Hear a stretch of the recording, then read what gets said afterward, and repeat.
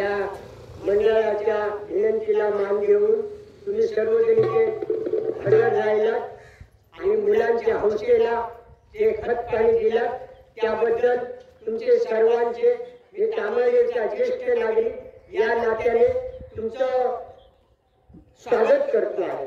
आणि या मंडळाने माझ्या हौसेला माझ्या कलेला हे जे आव्हान केलंय प्रोत्साहन दिलंय त्याबद्दल या मंडळाचे मी प्रथमतः आभार मानतो।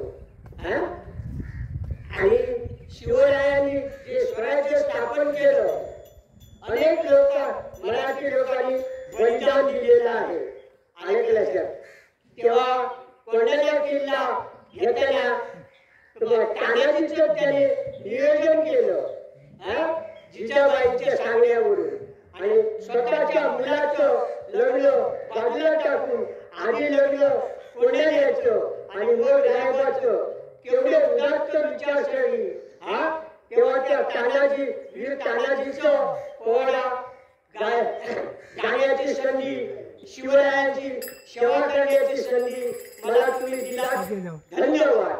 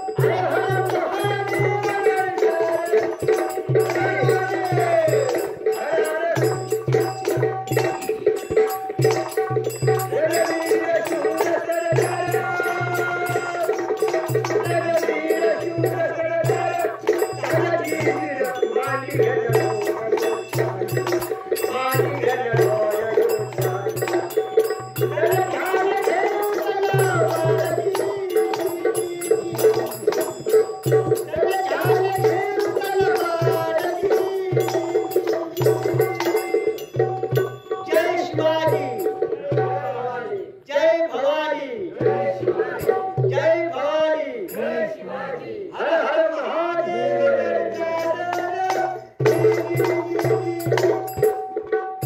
वयाच्या मानाने आता आवाडी लागत नाही, सांभाळून घ्या.